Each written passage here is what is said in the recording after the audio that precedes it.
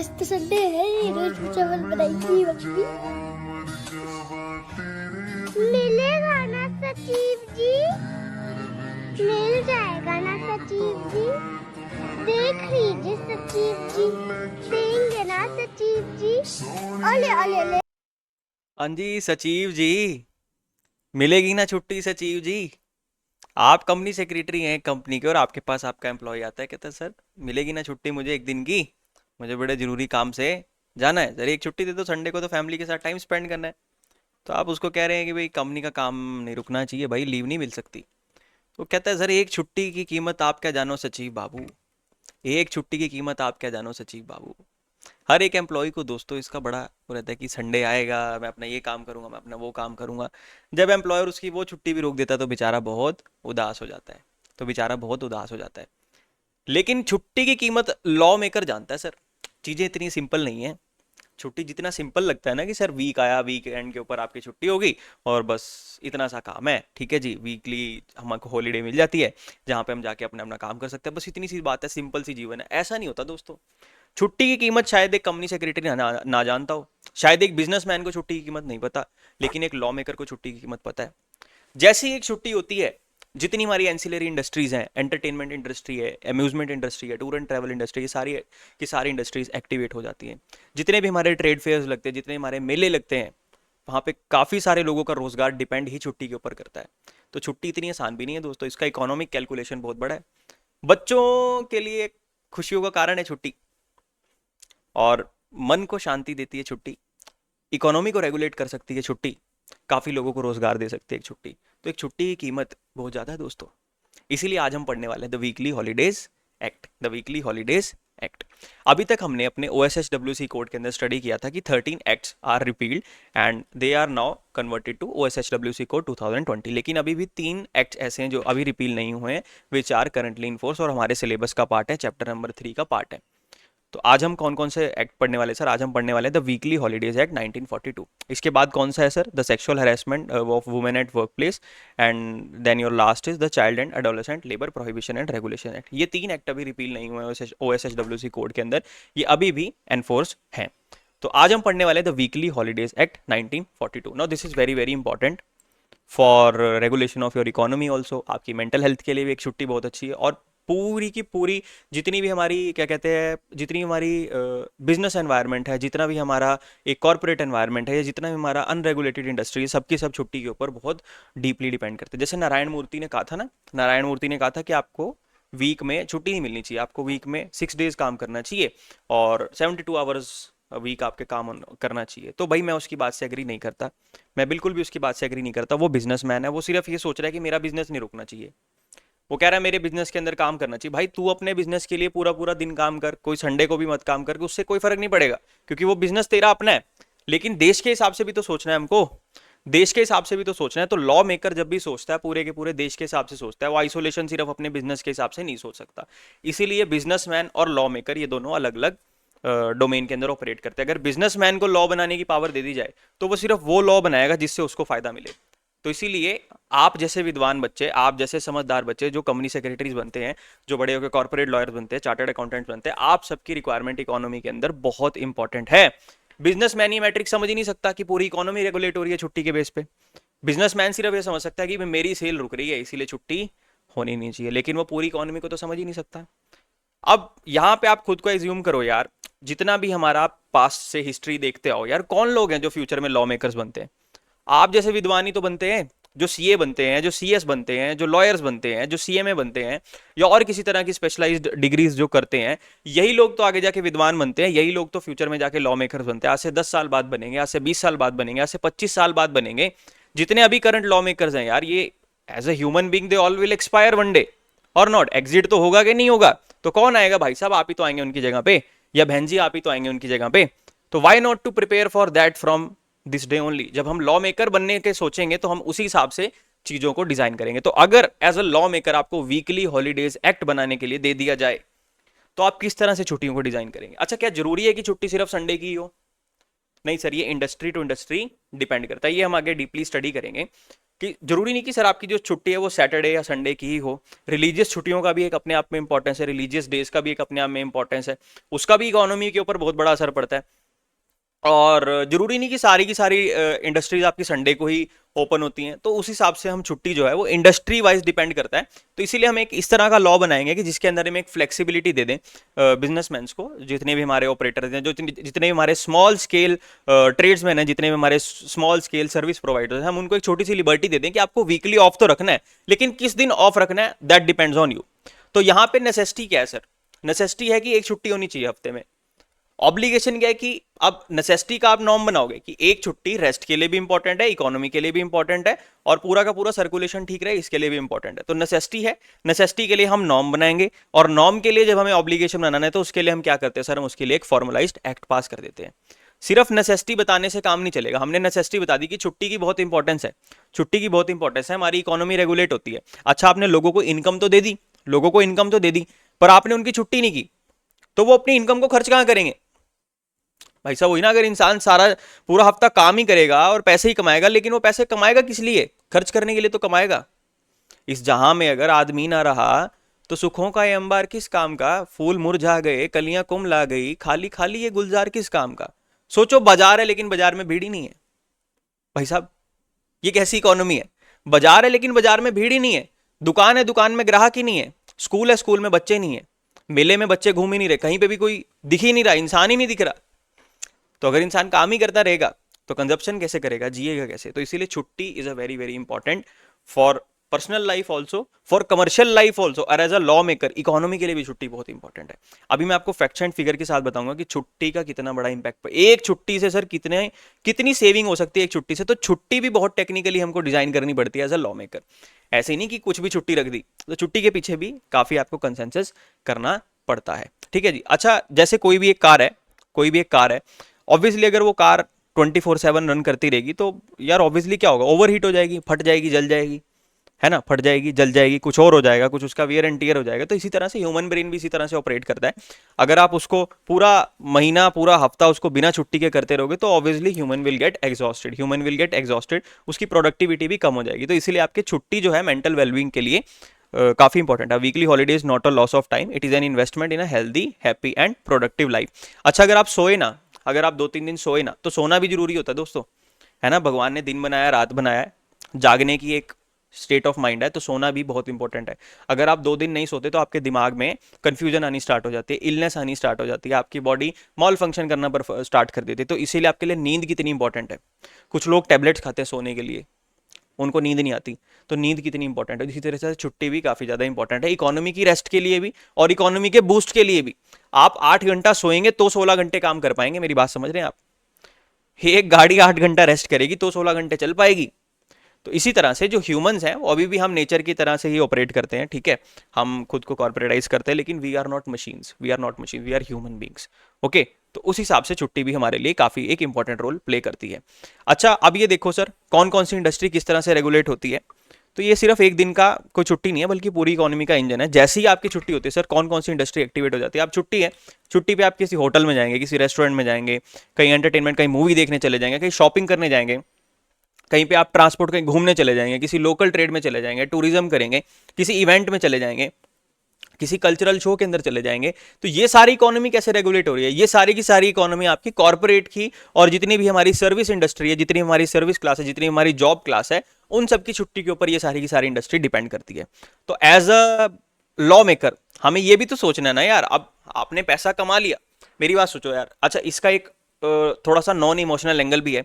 जब हम सरकार के लिए कोई लॉ बना रहे हैं, हम देश के लिए लॉ बना रहे हैं, भाई साहब देश को चलाने के लिए पैसा चाहिए कि नहीं चाहिए? हम सिर्फ और सिर्फ सामने वाले को इनकम दे रहे हैं, लेकिन वो इस इनकम को कहीं पे खर्च नहीं कर रहा, वो उस इनकम को कहीं पे खर्च नहीं कर रहा, तो वो इनकम उसके पास ही रहेगी। आप समझो ना, आपने किसी एम्प्लॉय को सैलरी दे दी, वो उसको कहीं भी कंज्यूम नहीं कर रहा। लेकिन अगर हम उसकी कंजप्शन के लिए कुछ ऐसे प्रोविजंस बना देते हैं कि जैसे हमने आपने अम्यूजमेंट के लिए बना दिया, आपने एंटरटेनमेंट के लिए बना दिया, तो जब जब वो कंजप्शन करेगा तो इसकी कंजप्शन दूसरी इंडस्ट्री की इनकम बनेगी। एम्प्लॉय की कंजप्शन आपकी अम्यूजमेंट इंडस्ट्री की, एंटरटेनमेंट इंडस्ट्री की, टूर एंड ट्रैवल इंडस्ट्री की इनकम बनेगी, टूरिज्म इंडस्ट्री की इनकम बनेगी। तो इससे उनका रोजगार भी चलेगा, उनका रोजगार भी चलेगा, उनके पास भी इनकम आएगी। जब उनके पास भी इनकम आएगी तो वो भी टैक्स पे करेंगे। तो वो भी टैक्स पे करेंगे। तो सरकार को टैक्स एम्प्लॉय से भी लेना है, एम्प्लॉय की कंजप्शन से भी लेना है। आपकी ऐसा मत सोचा करो कि आपकी सिर्फ इनकम पे टैक्स लगता है, आपकी कंजप्शन पे भी टैक्स लगता है। इनकम पे तो लगता ही है, एक्सपेंडिचर पे भी टैक्स लगता है। जैसे ही आप किसी को अपना कुछ भी सामान कंज्यूम करते हैं तो उसके ऊपर फर्स्ट ऑफ ऑल तो सर आपका जीएसटी लग जाता है, लेकिन उसके बाद भी जब आपने उसको पैसे दिए तो वो उसकी भी पर्सनल इनकम बनती है, तो उसकी पर्सनल इनकम पे भी टैक्स बनेगा। ऑलरेडी टैक्स इनकम के अंदर से उसने अपना खर्चा करके उसको पैसे दिए थे। तो इस तरह से इकोनॉमी पूरी रेगुलेट होती है, इस तरह से इकोनॉमी पूरी रेगुलेट होती है स्टार्टिंग से लेके एंड तक। तो ये पूरा का पूरा सर्कुलेशन हमको समझना पड़ता है एज अ लॉ मेकर। ये सर्कुलेशन बनाना बहुत इंपॉर्टेंट है, ये सर्कुलेशन बनाना बहुत ज़्यादा इंपॉर्टेंट है, वरना देश के अंदर इकोनॉमिक क्राइसिस आ जाएगा, इकोनॉमिक क्राइसिस आ जाएगा। तो इसीलिए इनकम भी जरूरी है, साथ साथ कंजप्शन भी उतनी ही इंपॉर्टेंट रोल प्ले करती है। तो आइए दोस्तों हम अपने सिलेबस की तरफ चलते हैं। Let's start with our syllabus. तो अभी तक हमने अपना चैप्टर नंबर 3 का OSHWC कोड कंप्लीट किया था। OSHWC कोड के अंदर 13 एक्ट हमारे ओल्ड एक्ट रिपील हो चुके हैं और उन 13 एक्ट की जगह अब आ चुका है हमारा OSHWC कोड 2020। लेकिन अभी भी 3 एक्ट ऐसे हैं जो रिपील नहीं हुए हैं, which are currently enforce now, और हमारे सिलेबस के अंदर भी चैप्टर नंबर 3 के अंदर वो अभी भी हैं। वो कौन कौन से हैं sir? First of all is the weekly holidays act, the weekly holidays act 1942। उसके बाद है the sexual harassment of women at work place prevention and prohibition and redressal act 2013। And third is the child adolescent labour prohibition and regulation act. आज हम क्या पढ़ने वाले sir? आज हम पढ़ने वाले हैं द वीकली हॉलीडेज एक्ट। छोटा सा एक्ट है, ज़्यादा इसमें कुछ मुश्किल नहीं है, बहुत सिंपल सा एक्ट है, लेकिन एज अ लॉ मेकर इसकी इंप्लीकेशन बहुत बहुत वास्ट और बहुत वाइड इंप्लीकेशन है, पूरे देश को हिला सकती है एक छुट्टी, इतना इंप्लीकेशन है वीकली हॉलीडेज एक्ट का। तो ये एक्ट बनाना बहुत इंपॉर्टेंट है। तो आइए जी हम पढ़ते हैं अपना वीकली हॉलीडेज एक्ट। सो इसकी छोटी सी इंट्रोडक्शन पढ़ते हैं। So what is the purpose of Weekly Holidays Act? To provide weekly holidays to employees in shops, restaurant and theaters। कि जितने भी हमारे एम्प्लॉयज़ वर्क कर रहे हैं शॉप्स के अंदर, रेस्टोरेंट्स के अंदर, थिएटर्स के अंदर, उन सबको एक वीकली छुट्टी जो है वो प्रोवाइड की जाए। अब ये कौन से दिन प्रोवाइड की जाए? क्या संडे को ही प्रोवाइड करनी है? किसी और डे भी प्रोवाइड कर सकते हैं? अच्छा देखो यार, जितनी भी एम्यूजमेंट इंडस्ट्री है, जितनी भी एंटरटेनमेंट इंडस्ट्री है, कंजप्शन इंडस्ट्री है, तो इसको इंडस्ट्री को डिवाइड करते हैं, एक सर्विस इंडस्ट्री, एक कंजप्शन इंडस्ट्री। जो हमारी सर्विस इंडस्ट्री है वो कौन कौन सी आ गई सर? हमारी कॉर्पोरेट सेक्टर आ गया, हमारा जॉब सेक्टर सारा आ गया, आईटी सेक्टर सारा आ गया, वो सारा का सारा हमारा उसके अंदर आ गया। वो मंडे टू सैटरडे या मंडे टू फ्राइडे या मंडे टू सैटरडे को ही ऑपरेट करते हैं, सिर्फ संडे की छुट्टी रखते हैं। ठीक है, उनका इस तरह से काम चलता है क्योंकि वो सर्विस डोमिनेटेड एरिया है। लेकिन अगर हम बात करते हैं हमारी अम्यूजमेंट इंडस्ट्री की, एंटरटेनमेंट इंडस्ट्री की, तो सर ये तो ऑपरेट ही संडे को करती है। इसका तो कहते हैं बारी संडे को आती है सर। ये पूरा हफ्ता वेट करते हैं कि सब लोग छुट्टी करके आएंगे तो मूवी देखने आएंगे। आप मेरी बात समझ रहे हैं ना? तो अगर इन एम्प्लॉइज की छुट्टी संडे को रख दो, आपको भी थिएटर में संडे की छुट्टी मैंडेटरी है, तो क्या ये जस्टिफाइड है? नहीं सर। अगर हम किसी सैलून इंडस्ट्री की बात करें, स्टाइलिस्ट इंडस्ट्री की बात करें, बार्बर इंडस्ट्री की बात करें, और हम अपना क्या कहते हैं जितने भी हमारे हेल्थ केयर इंडस्ट्री की बात करें, पर्सनल वेलनेस इंडस्ट्री की बात करें, तो अगर सारा हफ्ता जो है एम्प्लॉइज काम करते हैं, उसके बाद वो जाते हैं कि चलो यार आज संडे, आज सैटरडे या संडे, आज मैं अपने बार्बर के पास जाऊंगा, आज मैं सैलून जाऊंगा, आज मैं स्टाइलिस्ट के पास जाऊंगा, आज मैं अपने बाल कर्ल कराऊंगा, वो अपने पे पैसा खर्च करते हो, तो भाई उनका तो चलता ही संडे को है, उनका तो चलेगा ही संडे को। अगर आपने मैंडेटरी लिया as a law maker, Sunday की छुट्टी बना दी कि यूनिवर्सली भाई पूरे देश में संडे की ही छुट्टी है, तो इज इट जस्टिफाइड?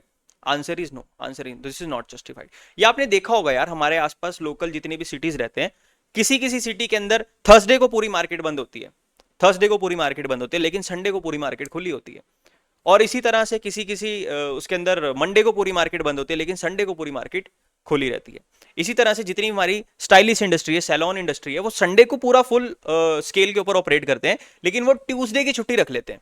अब इसका एक स्पिरिचुअल कॉन्टेक्स्ट भी है कि मंगलवार को हम सब हनुमान जी का दिन मानते हैं, उसके ऊपर भी मैं अभी आऊंगा आपके पास सेक्शन 3 के अंदर जब हम स्टडी करेंगे, तो इस टेक्निकल पॉइंट को भी हम अच्छे से लेंगे कि मंगलवार का क्या इंप्लीकेशन है, एक मंगलवार कितना इंपॉर्टेंट है, मंगलवार कितना इंपॉर्टेंट है दोस्तों, उसके बारे में भी हम स्टडी करेंगे।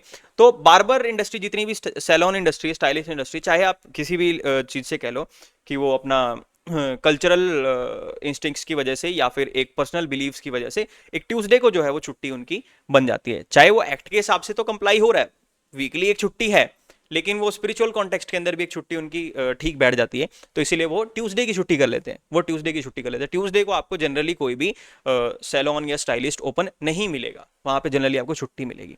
ठीक है, तो संडे की ही छुट्टी होना ये कोई नॉर्म नहीं होता। नॉर्म ये कि हफ्ते में एक छुट्टी होनी चाहिए, नेसेसिटी है कि हफ्ते में एक छुट्टी होनी चाहिए, इसी का हम नॉर्म बनाएंगे, इसी की हम ऑब्लिगेशन क्रिएट करने वाले हैं। आगे देखते हैं जी, applicability comes into force only after the state government notification, may apply to entire state और स्पेसिफिक एरिया।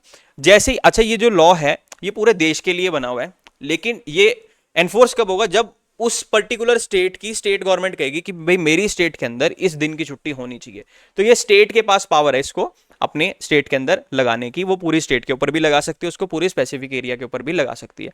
तो लॉ बनाने की पावर किसके पास है, सेंटर के पास, और इंप्लीमेंट करने की पावर किसको दे दी इन्होंने, स्टेट को दे रखी है जी इंप्लीमेंट करने की power. Weekly holidays, employees entitle to 1 paid holiday per week, wages payable same as working day. एक पेड हॉलीडे पर वीक उनको अलाउड होनी चाहिए। Additional benefit, state government may grant half day leave in a week. अच्छा ये तो mandatory है ही, इसके अलावा वो एक हाफ डे लीव भी दे सकते हैं। जैसे कहीं आपने कंपनीज के अंदर देखा होगा ना कि आपका Saturday is a half day, Saturday is a half day, वो कहते हैं सैटरडे पूरे दिन की छुट्टी नहीं, सैटरडे आपको हाफ डे आना है, दोपहर तक आएंगे, दोपहर तक ही आना है, बस 2 बजे तक आना है, 2 बजे के बाद आपकी छुट्टी हो जाएगी। ठीक है जी। Then closure requirement, every shop must remain closed for 1 full day per week. जितनी भी शॉप्स ऑपरेट कर रही हैं उनको हफ्ते के अंदर एक दिन ऐसा निकालना जिस दिन वो पूरा दिन बंद रहेंगी। अच्छा मीट इंडस्ट्री भी इस तरह से ऑपरेट करते हैं दोस्तों। मीट इंडस्ट्री भी, मंगलवार को लोग मीट नहीं खाते, मंगलवार को लोग नॉन वेज का कंजप्शन नहीं करते, अल्कोहल का भी कंजप्शन नहीं करते। तो वो सारी की सारी भी आपकी किस दिन क्लोज होती है, ट्यूसडे को। आपको जनरली आपको एक ट्रेंड मिलेगा कि ट्यूसडे को जनरली आपका मीट का कंजप्शन जो है वो कम हो जाता है, मीट का कंजप्शन लगभग ना के बराबर हो जाता है इंडियन कॉन्टेक्स्ट के अंदर। तो जितनी भी आपकी मीट शॉप्स है, जितनी भी आपकी बचर शॉप्स हैं, लगभग वो भी आपको ट्यूसडे को बंद मिलेंगी, अनलेस अदरवाइज वो अपना कोई और दिन डिसाइड कर ले। लेकिन एज पर लॉ भी और एज पर स्पिरिचुअल कॉन्टेक्स्ट भी ट्यूसडे एक ऐसा दिन हो जाता है जिस दिन पूरा मीट का कंजप्शन आपका पूरा का पूरा हिल जाता है। अच्छा एक ट्यूसडे को मीट बंद करने से कितना इंपैक्ट पड़ता है, इसके बारे में भी हम सोचेंगे, इसके बारे में भी हम सर्च करते हैं, क्योंकि दोस्तों हमें लॉ मेकर है ना, एक एक छुट्टी भारी पड़ती है इकोनॉमी के ऊपर। हमें इकोनॉमी, सिर्फ इकोनॉमी नहीं समझनी, इकोनॉमी के साथ साथ हमको हमारा जो हमारे देश के रिसोर्सेज का बैलेंस है वो भी समझना पड़ेगा, उस हिसाब से हमें लॉ बनाना है। तो इसके बारे में भी डिस्कस करते हैं कि एक छुट्टी, एक मंगलवार कितना दमदार होता है। ठीक है जी। Exclusions not applicable to management staff, employees in confidential capacity. जितने भी आपके सीनियर मैनेजमेंट्स होते हैं उनके ऊपर ये वीकली हॉलीडे वाला अप्लाई नहीं होता। आपने जनरली देखा होगा ना, जितने भी आपके बोर्ड ऑफ डायरेक्टर्स वगैरह, यार उनका तो अपना खुद का बिजनेस है, उनका तो अपना खुद का बिजनेस, वो क्यों छुट्टी लेंगे, वो क्यों छुट्टी लेंगे। अगर कोई व्यक्ति प्रैक्टिस करता है, उसके पास क्लाइंट आ गया सैटरडे को, तो उसको बैठ के करना पड़ेगा। उसको मंडे को उसके पास क्लाइंट नहीं आया तो मंडे को वो छुट्टी ले सकता है। तो इसी तरह से जो बिजनेस में मैनेजरियल स्टाफ होते हैं, टॉप लेवल मैनेजर्स होते हैं, वो यूजुअली छुट्टी नहीं लेते हैं। उनको एग्जम्पशन दे दी कि भाई आपकी, अगर आप अपना खुद का बिजनेस कर रहे हैं तो आपके ऊपर ये एप्लीकेबल नहीं होता। लेकिन जो आप अपने अंडर एम्प्लॉयज रखेंगे, जो आप अपने अंडर स्टाफ रखेंगे, उसको छुट्टी देना मैंडेटरी है। जो भी आप अपने अंडर लेबर एम्प्लॉय करेंगे उसको छुट्टी देना मैंडेटरी, उसको आप छुट्टी से मना नहीं कर सकते, उसका छुट्टी का पूरा राइट है। Enforcement provisions of appointment of inspectors, power of state government can make rules and regulations for implementation. अच्छा इसके अंदर इंस्पेक्टर भी अपॉइंट कर सकते हैं और स्टेट गवर्नमेंट जो है वो रूल्स और रेगुलेशन बना सकती है इस एक्ट की इंप्लीमेंटेशन के लिए। History of the legislation, weekly holidays act, ये सर किस तरह से बना था हमारा weekly holidays act. Earlier position, factory and industrial worker had regulated working conditions, shop assistants and commercial employees had no legal benefits। तो जितना हमारा OSHWC कोड है, जितने भी हमारे लेबर कोड्स हैं, ये किसके ऊपर एप्लीकेबल होते हैं सर, ये इंडस्ट्रीज के ऊपर एप्लीकेबल होते हैं। लेकिन उनका क्या, जो छोटे छोटे शॉप्स में काम कर रहे हैं सर, वो भी तो फुल टाइम वेजेस पे काम कर रहे हैं। आपने देखा होगा ना, आपके आसपास ढाबा है, आपके पास रेस्टोरेंट है, वहां पे भी तो लोग काम कर रहे हैं। लेकिन वो dhaba restaurant full fledge industry की डेफिनेशन में नहीं आता, क्योंकि उनकी वर्क कैपेसिटी कम है। लेकिन सर काम करने वाले तो वो भी ह्यूमंस ही हैं, काम करने वाले तो ह्यूमंस ही हैं। आप जनरली देखें यार, जो जो लोग शॉप्स पे काम करते हैं ना, वो जनरली कंपनी से कम काम करना पड़ता, कंपनी से ज्यादा काम करना पड़ता है उनको। जितने भी लोग कॉर्पोरेट्स में हैं उनका वर्क टाइम जो है वो कम रहता है। लेकिन जितने भी छोटी छोटी अनरेगुलेटेड शॉप्स के अंदर काम करते हैं, वो रात के 9-9, 10-10 बजे तक शॉप के अंदर काम करते रहते हैं। ये चीज आपको जनरली देखने को मिलती होगी। कपड़े की दुकान होगी, कोई फूड स्टॉल हो गया, तो रात के 10-11 बजे तक, जब तक फूड स्टॉल खुला रहेगा तब तक उसको काम करना पड़ेगा, उसका कोई भी फिक्स टाइम नहीं है। लेकिन भाई साहब छुट्टी का राइट तो उसको भी देना पड़ेगा। अगर उसको छुट्टी का राइट नहीं देंगे तो ये तो सर ह्यूमन राइट्स वायलेट कर दोगे आप, ह्यूमन राइट्स वायलेट कर दोगे ना। अब सत्यमूर्ति तो अपने हिसाब से सोचेगा, बिजनेसमैन तो अपने हिसाब से सोचेगा, मेरी रेडी चलनी चाहिए, मेरा रेस्टोरेंट चलना चाहिए। लेकिन भाई हम देश के नागरिक हैं, हमारे देश के जितने भी नागरिक हैं उनकी सुरक्षा भी तो हमारी जिम्मेदारी है कि नहीं। जो भी लॉ मेकर्स बैठे हैं उनको पूरे के पूरे देश के हिसाब से सोचना है, या सिर्फ एक बंदे के हिसाब से सोच। लेकिन भाई उसकी फूड की रेडी बंद नहीं होनी चाहिए यार, बड़ा टेस्टी खाना बनाता है भाई, उसका बंद नहीं होना चाहिए। चाहे बंदे मरते मरते कोई चक्कर नहीं, लेकिन उसका बंद नहीं होना चाहिए। क्या ऐसे सोचना ठीक है? नहीं सर, ह्यूमन राइट्स को भी हमें अच्छे से ध्यान में रखना है। जब हम ह्यूमन राइट्स को ध्यान में रखते हैं, इससे भी हमारी इकोनॉमी अच्छे से बैलेंस हो जाती है।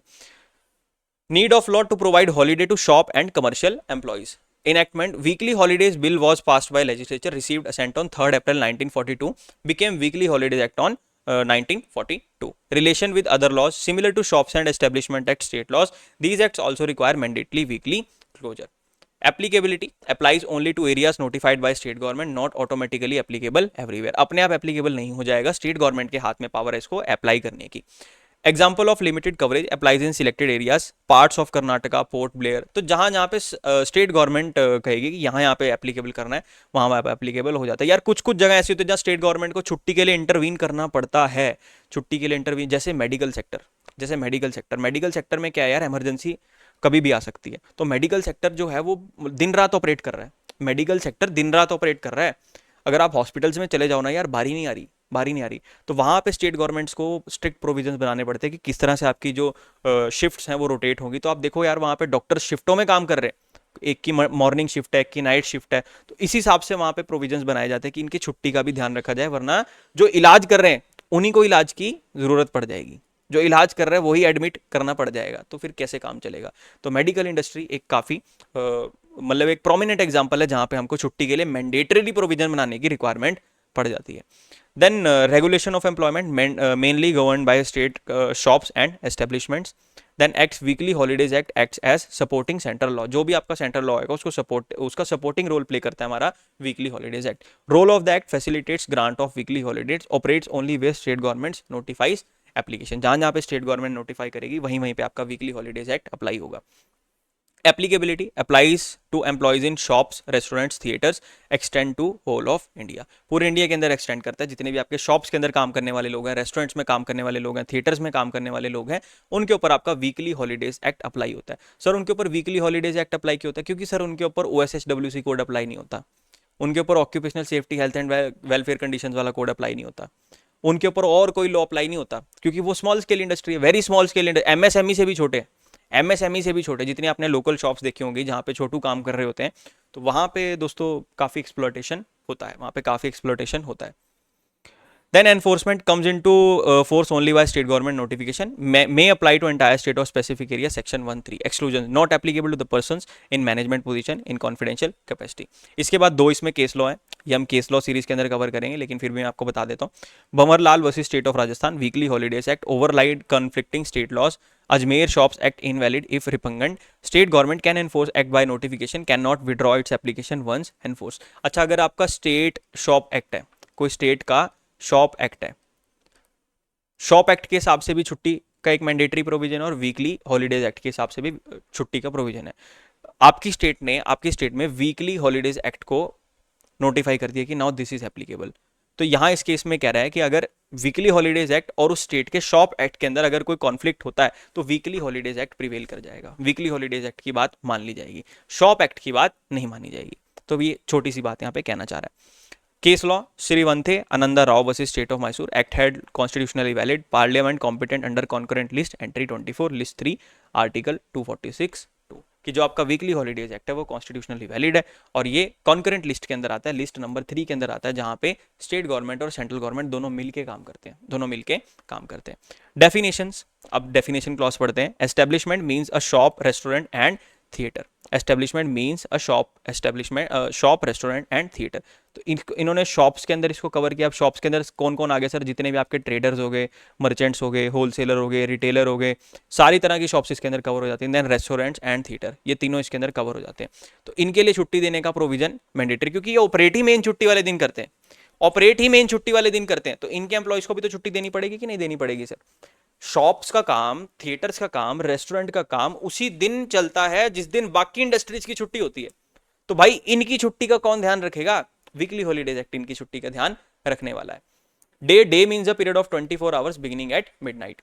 Then restaurant means any premises in which business is carried on principally or wholly the business of supplying meals or refreshment to the public or a class of public for consumption on the premises but does not include a restaurant attached to a theater। अगर theatre के साथ एक restaurant attach है तो वो इस definition में cover नहीं होता, लेकिन अगर रेस्टोरेंट इंडिविजुअली ऑपरेट कर रहा है तो वो इसके डेफिनेशन में कवर हो जाएगा।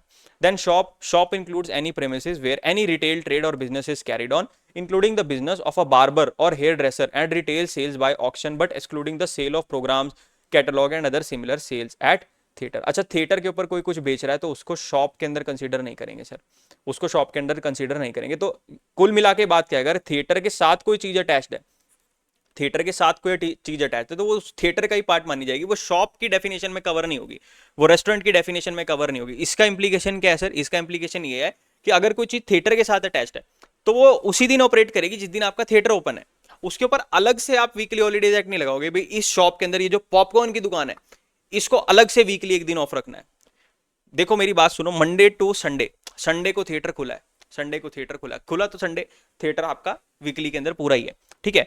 अब थिएटर की छुट्टी होगी थर्सडे को और आपने उसकी शॉप को अलग ट्रीट कर लिया, छुट वो शॉप कह रहा है भाई मैं छुट्टी करूंगा ट्यूसडे को, मैं छुट्टी करूंगा ट्यूसडे को, तो वो कहेगा भाई ये तो काम खराब है, ये तो काम खराब है, थिएटर में तो लोग ही थर्सडे को आने वाले, आपने ट्यूसडे को छुट्टी कर ली। तो इसीलिए जितनी भी थिएटर के साथ अटैच चीजें हैं उनको शॉप की और रेस्टोरेंट की डेफिनेशन में कवर नहीं किया, वो थिएटर के साथ ही रेगुलेट करने वाले और बेसिकली छोटे मोटे आउटलेट्स ही होते हैं इसके अंदर। तो इसके अंदर इन्होंने लॉ को ज्यादा स्ट्रिक्ट नहीं रखा, बड़ा लीनियंट सा यहाँ पे इन्होंने लॉ बनाया है, ठीक है जी। तो वहां पे आप इसको अलग से ट्रीट नहीं करेंगे, आप उसका पार्ट ही मान लेंगे। लेकिन जो आपकी शॉप्स, बार्बर शॉप्स हैं, रिटेलर्स की शॉप है, हेयर ड्रेसर की शॉप है, जितने भी आपके मर्चेंट्स हैं, ट्रेडर्स हैं, वो सारे के सारे आपके इसकी शॉप की डेफिनेशन में आ जाएंगे। और शॉप की डेफिनेशन इंक्लूसिव है, शॉप की डेफिनेशन इंक्लूसिव है, इसमें बहुत सारी शॉप्स कवर होती हैं। रेस्टोरेंट की डेफिनेशन में मीन्स लिखा है तो ये आपकी एग्जॉस्टिव डेफिनेशन है, ये आपकी एग्जॉस्टिव डेफिनेशन है। Then theatre means include any premises, ये भी इंक्लूसिव डेफिनेशन है, एनी प्रीमिसेस इंटेंडेड प्रिंसिपली और wholly for the presentation of movies, pictures, dramatic performance और stage entertainments. Then week means a period of 7 days beginning at midnight of Saturday, Saturday रात की 12 बजे से आपका वीक स्टार्ट हो जाता है। Closing of shop section number 3, अब ये बहुत इंपॉर्टेंट है दोस्तों, weekly closure. Every shop must be completely closed 1 day per week. Notice requirement, shopkeeper must display a notice. Notice should specify the weekly closing day, must be placed in a conspicuous visible place. Changing of closing day cannot be changed frequently, allowed once in 3 months. अच्छा, आपको अपनी shop का closing day खुद ही define करने की इसमें permission दे रखी है, आपको इसको बार बार चेंज भी नहीं करना। और जो आपने अपना क्लोजिंग डे आपने देखा होगा ना, शॉप्स के बाहर लिखा रहता है कि open Monday to Friday 10 AM to evening 10 PM लिखा होता है ना उसके ऊपर, या 5 PM टू इवनिंग 10 PM ऐसे लिखा होता है ना। संडेज क्लोज्ड, किसी के ऊपर लिखा होता है ट्यूसडेज क्लोज्ड, किसी के ऊपर लिखा होता है वेडनेसडेज क्लोज्ड, है ना। तो ये सब आपको अपनी शॉप के ऊपर लिखना है, ये आपकी वीकली हॉलीडेज एक्ट की रिक्वायरमेंट होती है, आपकी वीकली हॉलीडेज एक्ट की रिक्वायरमेंट होती है। जब आप shops and commercial establishment act के अंदर अपनी शॉप को रजिस्टर करवाते हैं तो वहां पे आपको ये सारा का सारा रूल बुक मिलती है कि आपको यहाँ पे अपना टाइम का डिस्प्ले भी करना है, यहाँ पे आपको कब आपका ऑफ है, सारा कुछ आपको अपनी शॉप के ऊपर डिस्क्लोजर देना पड़ता है। जो आपका इंस्पेक्टर होता है, लोकल इंस्पेक्टर होता है, वहां पे आके उसको वेरीफाई करके जाता है कि क्या आपने ये सब कुछ लिख रखा है कि नहीं लिख रखा। तो अपनी टाइमिंग, अपने इसका छुट्टी का कौन सा दिन रहेगा, ये हर 3 महीने के बाद वो चेंज कर सकते हैं, और हर 3 महीने से पहले उनको चेंज नहीं करना, फ्रीक्वेंटली उसको चेंज नहीं करना। अच्छा, आप देखें दोस्तों यार, अब बात कर रहे थे मंगलवार की, ट्यूसडे की। एज अ लॉ मेकर अब इसके 2 कॉन्टेक्स्ट हैं, एक है स्पिरिचुअल कॉन्टेक्स्ट। पहले तो बात समझो सर, अब इसका स्पिरिचुअल कॉन्टेक्स्ट क्या है कि जब ये छुट्टियां बनाई जाती थी ना यार, अब जैसे भारत देश है, भारत देश क्या है, भारत देश एक स्पिरिचुअल और थोड़ा सा इमोशनल कंट्री है, स्पिरिचुअल और थोड़ा सा इमोशनली कंट्री है। यहाँ पे शुरू से लोग धार्मिक प्रवृत्ति के लोग ज़्यादा रहे हैं, क्योंकि हमारी जो धरती रही है वो पीरों फकीरों की धरती रही है हमेशा से, शुरू से यहाँ पे काफ़ी सारे जो हैं वो सेंट्स एंड सेजीज हमेशा से रहे हैं। तो हमारे उसके ऊपर इन्फ्लुएंस बहुत ज़्यादा है, हमारे देश के ऊपर इन्फ्लुएंस बहुत ज़्यादा है, किस चीज़ का, धर्म का इन्फ्लुएंस बहुत ज़्यादा है हमारे ऊपर, रिलीजियस इन्फ्लुएंस बहुत ज़्यादा है। तो अगर हमको कोई बात मास लेवल पे मनवानी है, ठीक है, मैं आपको एज अ लॉ मेकर एक ब्रॉड पर्सपेक्टिव दे रहा हूँ कि अगर आपको मास लेवल पे कोई बात मनवानी है तो उसका एक ही तरीका होता है कि आपको उसको स्पिरिचुअल कॉन्टेक्स्ट में मनवानी पड़ेगी, आपको वो बात स्पिरिचुअल कॉन्टेक्स्ट के थ्रू ही मनवानी पड़ेगी, तभी लोग वो बात मानेंगे, अदरवाइज कोई आपकी बात मानने वाला नहीं है। अगर आप लॉ बना के निकाल दो ना कि भाई ट्यूसडे को शॉप क्लोज करने, कोई नहीं करेगा सर, अपने बिजनेस में कोई नुकसान नहीं करेगा। आप लिख दो भी ट्यूसडे को आपको मीट नहीं खाना, कोई नहीं खाएगा सर, कोई नहीं खाएगा। लेकिन अगर आप एक उसके साथ में एक छोटी सी जुड़ी हुई बात अगर बना दें कि सर जो मंगलवार है वो हमारा हनुमान जी का दिन है, मंगलवार हमारा हनुमान जी का दिन है, तो सब लोग उसको श्रद्धा से मानेंगे, सब लोग पाप करने से डरेंगे, सब लोग पाप करने से डरेंगे भी नहीं, चाहे होता हो चाहे ना होता हो, लेकिन डरेंगे, ठीक है। तो ये सैंक्शन लगाना बड़ा इंपॉर्टेंट होता है दोस्तों। तो ये चीज लॉ मेकर को समझनी चाहिए कि हमारे देश के अंदर किस चीज का इन्फ्लुएंस सबसे ज्यादा है। अगर हम इसको फैक्चुअली और टेक्निकली स्टडी करेंगे तो जो हमारा मंडे टू संडे वाला calendar, that is Gregorian calendar. और जिस काल में हनुमान जी का जन्म हुआ उस समय ग्रेगोरियन नहीं था, उस समय मून कैलेंडर चलता था। मून कैलेंडर चलता था उस समय। जो हमारा इंडियन कैलेंडर होता है ना दोस्तों, जिसमें हम कहते हैं सप्तमी, अष्टमी, नवमी, दशमी, एकादशी, द्वादशी, त्रयोदशी, चतुर्दशी, पूर्णिमा, तो ये जो हमारा कैलेंडर था, this was our Indian calendar. तो उस समय के अंदर आपके मून की डायरेक्शन के बेसिस के ऊपर आपके जो डेज थे वो डिसाइड किए जाते थे। जब ग्रेगोरियन कैलेंडर आया, मंडे टू संडे वाला कैलेंडर आया, सोमवार, मंगलवार, बुधवार आया, उस समय का हनुमान जी के समय से कोई लेना देना नहीं है। ठीक है, हम ओपनली टॉक कर रहे हैं, मैं किसी चीज को क्रिटिसाइज नहीं कर रहा, लेकिन फिर भी ये मंगलवार कितना इंपॉर्टेंट है और ये प्रैक्टिस कितनी अच्छी है, मैं ये बताना चाह रहा हूं आपको कि अगर हम इसको स्पिरिचुअल कॉन्टेक्स्ट इसमें से निकाल दें तो कितना बड़ा इंपैक्ट पड़ सकता है। एक मंगलवार से कितनी इंडस्ट्री ऑपरेट हो रही है। सर आप देखें, जो हमारी देश की मीट इंडस्ट्री है, पहले मेरी बात आप पहले पूरी सुनेंगे, इससे पहले आप कमेंट सेक्शन में कोई धर्म विरोधी लड़ाई करें। मैं आपके साथ थोड़े से फैक्ट्स शेयर करना चाहता हूं कि ये मंगलवार वाला स्पिरिचुअल कॉन्टेक्स्ट, भले ही ये टेक्निकली ठीक ना हो, टेक्निकली इसको क्वेश्चन किया जा सकता है, लेकिन लॉजिकली ये बिल्कुल ठीक है। लॉजिकली ये बिल्कुल ठीक है। इससे कितनी सेविंग हो रही है ये आप इसका एस्टिमेट आप नहीं लगा सकते। इसके लिए आपको इसको डीप रिसर्च करना पड़ेगा। तो इसके लिए मैं आपके लिए छोटी सी एक रिसर्च दोस्तों लेकर के आया हूं। The scale of industry, the pause of faith, quantifying the economic and physical impact of religious holidays and Indian meat consumption. तो हमारे देश के अंदर मीट कंजप्शन कितना होता है दोस्तों? हमारे देश के अंदर annual meat consumption is 105 lakh ton. 105 lakh ton, 105 lakh ton meat पूरे देश में एक साल के अंदर हमारे प्रोड्यूस किया जाता है और कंज्यूम भी किया जाता है।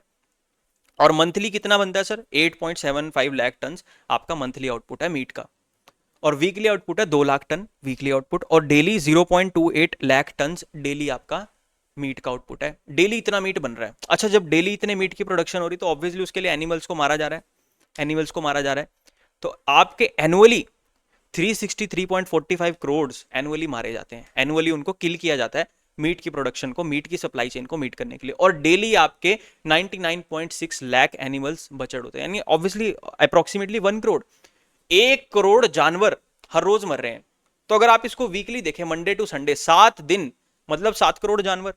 आपने ट्यूसडे को बोला कि इस दिन आपको मीट का कंजम्पशन नहीं करना, चाहे उसके पीछे एक स्पिरिचुअल रीजनिंग दे दी आपने, लोग डर रहे हैं उस दिन को, उस दिन मीट खाने से डर रहे हैं लोग, उस दिन एनिमल को बचर करने से डर रहे हैं, तो आपने टेक्निकली एक ट्यूसडे से 1 करोड़ एनिमल्स की लाइफ सेव कर दी पर वीक। अब साल में कितने वीक हैं और साल में कितने Tuesday? Just count the Tuesdays, just count the Tuesday. अच्छा, जो हमारा 105 लाख टन का ब्रेकअप है वो इस तरह से है, जिसके अंदर हमारा चिकन भी इंक्लूडेड है, buffalo, goat, sheep, pig and cattle, these all are included. अब ये जो हमने बात की कि सर अब इसके ऊपर आपने कि इसको स्पिरिचुअल बैकिंग दे दी, अगर आप इसको स्पिरिचुअल बैकिंग नहीं देंगे, अगर आप ये बात नहीं जोड़ेंगे इसके साथ, तो कोई इस बात को नहीं मानने वाला। 1 करोड़ एनिमल रोज कटेंगे, हो सकता है वो 1 करोड़ से घट के शायद वो 50 लाख एनिमल्स कटें या 75 लाख एनिमल्स कटें, लेकिन अगर इसके पीछे स्पिरिचुअल बैकिंग दे दी गई तो वो 1 करोड़ का नंबर सडनली डिक्रीज होके आपका लगभग 10 लाख और 15 लाख के ऊपर आ जाता है, क्योंकि ट्यूसडे को लोग उसको कंज्यूम करने से हटते हैं। नवरात्रि के अंदर भी लोग मीट कंज्यूम करने से बिल्कुल गुरेज करते हैं, उन दिनों में मीट कंज्यूम नहीं होता है। उन दिनों में मीट कंज्यूम नहीं हो रहा, इसका डायरेक्टली मतलब ये होता है कि उन दिनों में किसी भी जानवर को बचर नहीं किया जा रहा है। एक दिन में अगर 1 करोड़ जानवर बच रहे हैं, तो अगर पूरे के पूरे आपके साल के अंदर 52 ट्यूसडेज हैं और 8 आपके डेज ऑफ नवरात्र हैं, तो 52 and 8 that comes to 60 days, that is approximately 2 months. So you are technically you are saving 60 crore animals, you are saving 60 crore animals. अच्छा, अब ये एनिमल्स को सेव करने का इकोनॉमी से क्या लेना देना है सर? जो हमारे देश में अगर हम मीट की कंजप्शन की बात करें, एज अ लॉ मेकर अगर हम सोचें, तो अगर डेली 1 करोड़ जानवर कटेगा और पैदा होगा नहीं, तो एनिमल्स तो खत्म हो जाएंगे सर, एनिमल्स तो खत्म हो जाएंगे। आपने देखा ना एनिमल एक्सटिंक्ट हो जाते हैं, कैसे हो जाते हैं एनिमल एक्सटिंक्ट? अगर एनिमल एक्सटिंक्ट होने लग गए तो जितना भी हमारा यहाँ पे, जितना भी हमारा फ्लोरा फौना है, जितना भी हमारा यहाँ पे पूरा जो हमारा नेचुरल इकोसिस्टम है, वो सारा का सारा धराशायी हो जाएगा।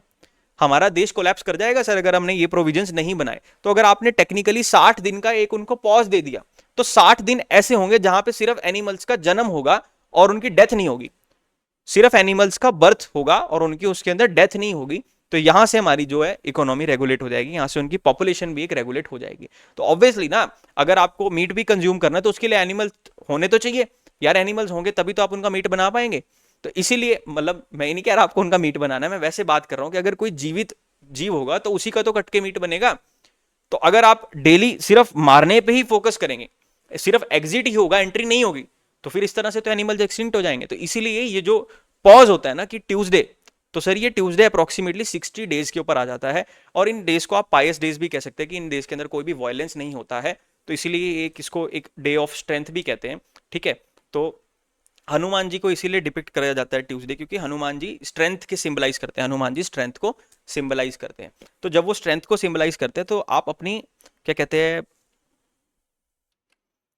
तो टेक्निकली तो हनुमान जी संकट मोचन ही साबित हो रहे हैं उन सब जीव जंतु के लिए। दोस्तों वो भी हमारी हमारी इस पृथ्वी का ही पार्ट है, तो हमें उनके बारे में भी सोचना चाहिए। एज अ लॉ मेकर हम पूरा सोचेंगे। तो हनुमान जी उनके संकट मोचन बनते हैं, उनके सारे के सारे उन मौत का ही संकट टाल दिया, उनकी मौत का ही संकट टाल दिया। तो इसके पीछे आप ये रीजनिंग भी दे सकते हैं कि हनुमान जी को इसीलिए डेडिकेट किया कि उनके ऊपर से पूरा मौत का ही संकट टल गया, है ना, क्योंकि उन्होंने लक्ष्मण जी की भी जान बचाई थी, तो उसके ऊपर से उन्होंने मौत का संकट टाला था। तो ये दोस्तों एक इसके पीछे एक साइंटिफिक रीजनिंग भी आप इसको कह सकते हैं, लेकिन लोगों से मनवाने के लिए, पूरे देश में उसको इंप्लीमेंट करवाने के लिए उस दिन को हनुमान जी को डेडिकेट कर दिया गया कि इस दिन कोई भी हत्या नहीं होगी, इस दिन हम जीवों की रक्षा करेंगे। इसके पीछे का रीजनिंग ये होता है, और इससे हम 60 करोड़ एनिमल्स को सेव करते हैं एनुअली। और ये नंबर शायद एक क्या कहते हैं एजम्पशन बेस्ड कह सकते हैं आप दोस्तों, लेकिन जो इसके पीछे का रीजनिंग है वो यही है कि इससे आप एक मीट इंडस्ट्री के अंदर एक पॉज देते हैं। This creates a recurring weekly depression in the national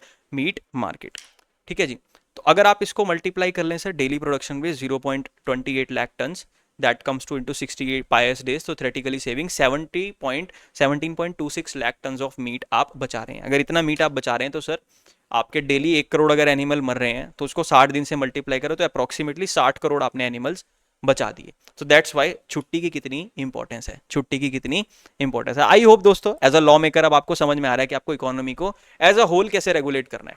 businessman की तरह नहीं सोचना कभी भी हमें 72 घंटा काम करना चाहिए, पूरा दिन बैठ के अपनी वाइफ को देखोगे, this is all bullshit, this is all nonsense. वो अपने बायस की वजह से बोल रहा है, अपने बिजनेस की वजह से बोल रहा है कि मेरा बिजनेस नहीं रुकना चाहिए। So that shows his greed, that shows his greed. But जो आप ज्ञानी लोग हैं, आप विद्वान लोग हैं, आप सब पढ़े लिखे लोग हैं, आपका ये है कि सर हमको पूरे देश को रेगुलेट करना है। You are the governance leaders, torch bearers हैं। टॉर्च बीयरर्स आपको क्यों कहा जाता है? आपको यही रास्ता दिखाना है संसार को, यही दिखाना है आपको सबको के कॉर्पोरेट को कि भाई देखो तुम गलत कर रहे हो। ये काम है दोस्तों कंपनी सेक्रेटरी का, ये कंसल्टेंसी का काम करना है कंपनी सेक्रेटरी को। ये नहीं कि सर फॉर्म आया फाइल कर दिया बस ठीक है, जो लॉ में लिखा है वो ठीक, ऐसे नहीं सर। क्रिटिसाइज करना भी आपका एक स्किल है, क्रिटिसाइज करना भी आपका एक स्किल है। तो कंपनी सेक्रेटरी, इसीलिए इसको कंपनी सेक्रेटरी नहीं बोलना चाहिए, इसको गवर्नेंस प्रोफेशनल बोलना चाहिए। तो ये शुरू से दोस्तों हमारा जो नीति बनाने का प्रोफेशन रहा है, तो ये हमारा हमेशा से पॉलिसी फ्रेमिंग का जो प्रोफेशन है that is secretary profession, that is सचिव प्रोफेशन। तो हमें अपने प्रोफेशन को इस तरह से जस्टिफाई करना है। We have to move to consultancy. वो फैक्ट्स और फिगर्स के बेसिस पे हो सकता है, उसको आपको पूरी की पूरी लॉजिकल और टेक्निकल रीजनिंग के हिसाब से आपको देना पड़ेगा कि किस तरह से बात को मनवाना है, किस तरह से नेसेसिटी को नॉर्म बनाना है, नॉर्म को ऑब्लिगेशन बनाना है। छुट्टी की नेसेसिटी थी, लेकिन आप सिर्फ कह देते थे कि ट्यूसडे को बंद कर दो, कोई ना करता सर ट्यूसडे को बंद। आप कहते कि ट्यूसडे को मीट नहीं खाना, कोई खाना बंद नहीं करता सर मीट को, लेकिन आपने उसको ऑब्लिगेशन बनाने के लिए, अब लोग लॉ की तरह से नहीं समझ रहे उसको, तो आपने उसके पीछे एक स्पिरिचुअल बैकिंग आपने दे दी। वो दिन हमने हनुमान जी को डेडिकेट कर दिया, और उसमें कोई बुरी बात नहीं, बहुत अच्छी बात है कि हमने वो दिन हनुमान जी को डेडिकेट कर दिया कि हम इस दिन कोई भी अहिंसा नहीं करेंगे, हम इस दिन किसी को भी जान नहीं लेंगे, हम इस दिन लोगों की जान, हम जानवरों की जान बचाएंगे। तो एक बहुत अच्छा एक स्पिरिचुअल बैकिंग भी है और इसके पीछे एक लॉजिकल बैकिंग भी है। एज अ लॉ मेकर जब भी हमें देश के अंदर कोई इस तरह से कुछ भी अप्लाई करवाना होता है तो हम उसके अंदर स्पिरिचुअल सैंक्शनिंग का भी हेल्प ले सकते हैं, स्पिरिचुअल सैंक्शनिंग का भी हेल्प ले सकते हैं, और उसमें कोई भी गलत बात नहीं होती, कोई भी गलत बात नहीं होती। ठीक है जी। आप मेरी बात से एग्री करते दोस्तों, मुझे कमेंट बॉक्स में बताएं। Then weekly holiday section number 4, every employee must get 1 full day holiday per week, applies to shops, restaurants and theaters, not applicable to person in confidential and managerial positions. Exceptions, not applicable to employee working less than 6 days in a week and employee already getting additional holiday. Shop employees given full day on shop closing day section number 3। अब ये क्या कह रहा है sir, जो आपका weekly holidays act है कि आपको अपने एम्प्लॉय को एक पूरे दिन की छुट्टी देनी है, और ये शॉप रेस्टोरेंट अथॉरिटी के ऊपर अप्लाई होता है, और जो पर्सन कॉन्फिडेंशियल और मैनेजरियल पोजीशन के अंदर होते हैं उसके ऊपर ये एक्ट अप्लाई नहीं होता है। एक्सेप्शंस क्या दिए sir, employ working less than 6 days, अगर आपका एम्प्लॉय 6 दिन से कम काम करता है तो आपको ये वाली छुट्टी देने की रिक्वायरमेंट नहीं, क्योंकि वो ऑलरेडी 6 दिन से कम काम कर रहा है। Employ already getting additional holiday, जिसको ऑलरेडी एडिशनल हॉलीडेज मिल रही है उनको भी ये देने की रिक्वायरमेंट नहीं है। देन शॉप एम्प्लॉइज, अगर शॉप एम्प्लॉय जिस दिन शॉप बंद है उस दिन ऑब्वियसली उस एम्प्लॉय की छुट्टी होगी, तो वही छुट्टी आप उसकी वीकली हॉलीडे कंसीडर कर लेंगे, अलग से छुट्टी देने की रिक्वायरमेंट नहीं। जिस दिन दुकान बंद है उस दिन आपकी छुट्टी कंसीडर कर ली जाएगी। Weekly holiday is mandatory subject to above exception, तो वीकली हॉलीडे देना आपका मैंडेटरी है subject to above exception. Additional half day closing और holiday section number 5। State government can issue notification in official gazette can order extra half day closing in addition to weekly holiday. अच्छा, जो state government है Sunday की mandatory छुट्टी तो होती है, लेकिन इसके बाद भी स्टेट गवर्नमेंट नोटिफाई कर सकती है कि आपको एक और दिन आपको हाफ डे भी रखना है, कर सकती है। अभी तक किसी स्टेट के अंदर किया नहीं है, पर ऐसा किया जा सकता है। फॉर शॉप्स में be required to close 1 weekday afternoon every week, time decided by state government. अच्छा, इसके अंदर शॉप्स के लिए भी कर सकते हैं, भी आपको एक दिन तो पूरा दिन शॉप बंद रखनी है और एक दिन ऐसा जिस दिन आपको आधा दिन शॉप अपनी बंद रखनी है, ऐसा भी स्टेट गवर्नमेंट कर सकती है। For theatres and restaurant employees except managerial confidential staff must get extra half day holiday every week, holiday start in afternoon, time fix by the state government. कि जब इसको नोटिफाई करेंगे तो आपकी एक छुट्टी के अलावा हाफ छुट्टी आपको और देनी है, यानी आपको वीक के अंदर 1.5 छुट्टी देनी है, जब सरकार सेक्शन 5 को एनफोर्स कर देगी। Flexibility of state government can fix different timings for different shop classes of shops, तो इसके अंदर कोई ये फिक्स नहीं है कि आपको इसी दिन करना है, वो किसी भी दिन को किसी भी टाइम को फिक्स कर सकते हैं। Different areas, different season and times of year, depends on shops to shop basis, business to business, it depends. Display of notice, shopkeeper must display weekly closing day clearly in the shop, notice should be permanent and visible, changes allowed maximum once in 3 months। तो जितना भी जिस भी दिन उसकी दुकान बंद रहेगी उसको अपनी दुकान पे लिख के लगाना है कि सर इस दिन मेरी दुकान बंद रहने वाली है और इतने से इतने बजे तक मेरा ऑपरेटिंग टाइम है, और वो परमानेंट होना चाहिए और उसके ऊपर विजिबल होना चाहिए। Changes allowed maximum once in 3 months only, 3 महीने में एक बार वो चेंज कर सकता है, फ्रीक्वेंटली उसको चेंज नहीं करना। इंस्पेक्टर सेक्शन नंबर 7, बहुत छोटा सा एक्ट है दोस्तों, इसके बाद ये एक्ट खत्म। इसमें टोटल 11 ही सेक्शन है। तो सेक्शन नंबर 7 क्या कहता है जी, appointment of inspector, state government has power to appoint inspector, appointment done by notification in official gazette. Act की इंप्लीमेंटेशन करने के लिए वो एक इंस्पेक्टर को भी अपॉइंट कर सकते हैं, जिसकी अपॉइंटमेंट वो ऑफिशियल गैजेट में नोटिफिकेशन निकाल के आपको दे देंगे। Jurisdiction, inspectors are assigned specific local limits and areas. Inspector is treated as public servant as per Indian Penal Code 1860. Inspector appointed for implementation of the act। तो ये एक छोटा सा क्वेश्चन आ सकता है कि what is the role of inspector in weekly holidays act। तो यहाँ पे आपको बता देना कि सर इम्प्लीमेंटेशन, एक्ट की इंप्लीमेंटेशन के लिए आप एक इंस्पेक्टर अपॉइंट कर देते हैं, जो कि एक पब्लिक सर्वेंट होगा और जिसको उसकी स्पेसिफाइड लोकल लिमिट्स जो है वो उसको प्रिस्क्राइब कर दी जाएंगी। Powers of inspector section number 8, powers subject to state government rule, exercise within assigned local limits. अब हमारे इंस्पेक्टर की क्या क्या पावर रहेंगी सर, जो भी उसको स्टेट गवर्नमेंट्स अपने रूल्स के अंदर प्रिस्क्राइब करेंगी वो सारी उसकी पावर रहेंगी। Exercise within assigned local limit, जितनी उसको उसकी जुरिस्डिक्शन बताई गई उसी के अंदर अंदर उसको काम करना रहेगा। इंस्पेक्टर में enter any establishment covered under the act, stay with the government assistance if needed.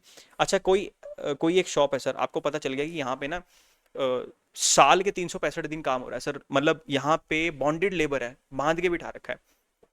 एक यार उसके अंदर वेब सीरीज थी नेटफ्लिक्स के ऊपर, कोहरा के सीजन 2 के अंदर ना उन्होंने इस चीज को इस मुद्दे को बड़े उन्होंने डीपली लिया है सर। वो इंसान के पैर में ना चेन बांध के रख रखी है कि इंसान छोड़ के ना जा सके, वो इंसान को खरीद के ला रहे थे। That is a bonded labour ना, उसको बांध के, बंधुआ मजदूर उन्हें बांध के उसको वहां बिठा रखा है कि बस उसकी लाइफ ही यही है, उसकी लाइफ का एम ही यही है कि उसको 3 टाइम खाना दे रहे हैं, मतलब उसको एनिमल से भी वर्स्ट ट्रीटमेंट उसको दिया जा रहा है। तो इसको अवॉइड करने के लिए यहाँ पे इंस्पेक्टर की एक जो प्रोविजन है वो बनाए गए कि अगर किसी ने बंधुआ मजदूर रख रखे हैं तो उसको ढूंढ के निकालने के लिए, किसी ने और इस तरह के उल्टे सीधे काम कर रखे तो उसको ढूंढने के निकालने के लिए स्टेट गवर्नमेंट एक इंस्पेक्टर अपॉइंट कर सकती है, जो वहां पे with assistance of government enter कर सकता है। उसको ये सारी की सारी परमिशन है, depends on case to case basis. Examination of and evidence can inspect the establishment, check record, register notices as per section 10 rule, take evidence of any person on the spot or later, may use any necessary powers to enforce the act, duty to produce documents, person in charge must produce record, register notices when asked, protection against self incrimination, no person is bound to answer if it may incriminate himself directly or indirectly। ठीक है जी। तो inspector अगर किसी व्यक्ति से कोई भी question पूछता है तो अगर वो उससे डायरेक्टली रिलेटेड है तो उसका आंसर दे भी सकता है, उसका आंसर नहीं भी दे सकता। इतनी पावर हर व्यक्ति को इसके अंदर दी गई कि आपको इंस्पेक्टर का आंसर देना जरूरी नहीं है। लेकिन उसको जो भी वो सामान मांगेगा वो सामान उसको प्रोवाइड करना जरूरी है। और अगर उसके पास एविडेंस आ गया तो उसके पास आपके खिलाफ एक्शन लेने की भी पूरी पूरी पावर है। अगर उसको पता लग गया कि इसने अंदर स्टोर में बंधुआ मजदूर रख रखे हैं, अंदर इसने प्रॉपरली रिकॉर्ड्स रजिस्टर बना नहीं रखे, कुछ ना कुछ यहाँ पे धांधली चल रही, कुछ ना कुछ यहाँ पे गड़बड़ चल रहा है, या कुछ भी काले धन का यहाँ पे काम हो रहा है, उसके पास एविडेंस आ गया, बस फिर नहीं भाई साहब वो आपकी बात सुनेगा। लेकिन अगर सिर्फ उसको शक है और कुछ भी प्रूव नहीं हुआ है तो आप उसको ना बताना चाहें तो दैट इज योर पावर। आप उसको कुछ ना बताना चाहें तो दैट इज योर पावर। आप चुप रह सकते हैं, आप चुप रह सकते हैं। So that is the power available to the shopkeepers. Penalties, person liable, proprietor of the person in charge of the management, nature of punishment, punishable with fine, amount of fine, first offense up to ₹25, second and subsequent offense up to ₹250। Sir ये 25 रुपये और 250 रुपये, ये क्या बात है sir? ये sir 1942 का एक्ट है। उस समय 25 रुपये और 250 रुपये काफ़ी वैल्यू रखते थे, तो दिस विल बी अपडेटेड। पर फिलहाल तो यही है कि सर अभी 25 रुपये और 250 रुपये इसके ऊपर जुर्माना लग जाएगा। किन केसेस के अंदर सर? जो हमारे छोटे मोटे केसेस है कि रिकॉर्ड नहीं बनाया, रजिस्टर नहीं बनाया, तो छोटी मोटी वहाँ पे पेनल्टी लग जाती है। लेकिन जो हमारे डीप केसेस है कि सर यहाँ पे तस्करी हो रही है, यहाँ पे स्मगलिंग की एक्टिविटीज़ पकड़ी गई हैं, तो फिर यार वो दूसरे एक्ट के अंदर चला जाता है, वो दूसरे एक्ट के अंदर चला जाता है। ठीक है जी, मनी लॉन्ड्रिंग एक्ट के अंदर चला जाएगा, कॉफी पोसा के अंदर चला जाएगा, और आपका अगर किसी ने बंधुआ मजदूर को रखता है वो ह्यूमन राइट्स के अंदर चला जाता है, तो वहाँ पे सारा कुछ चला जाता है। वो वीकली हॉलीडेज एक्ट से उसका कुछ भी लेना देना नहीं है।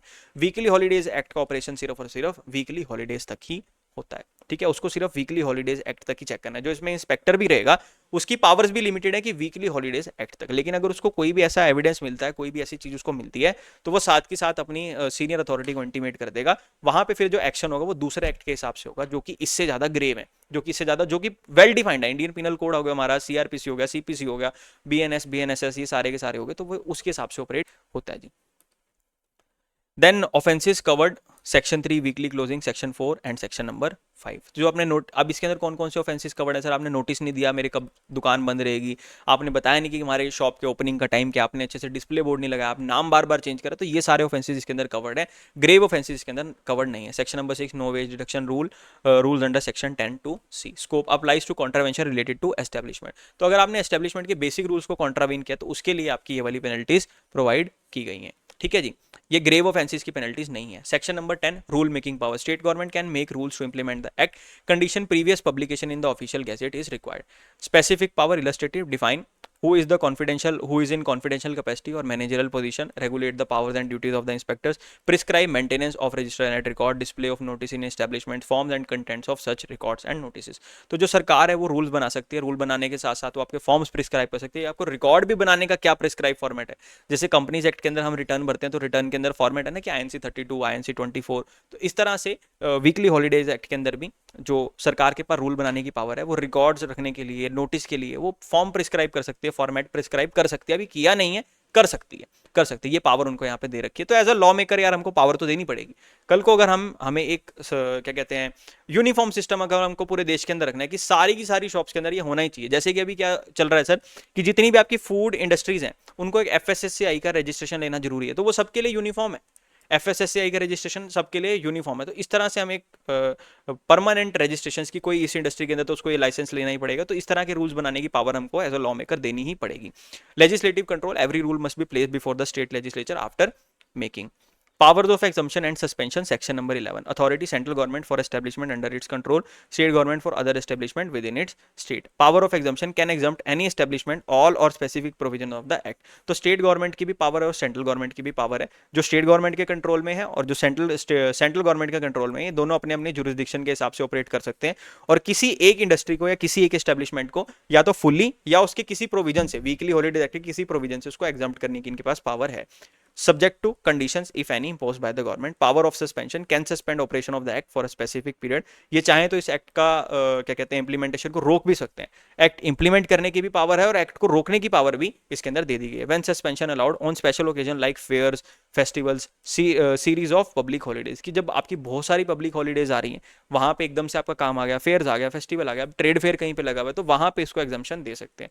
Scope applies only to establishment covered under the act.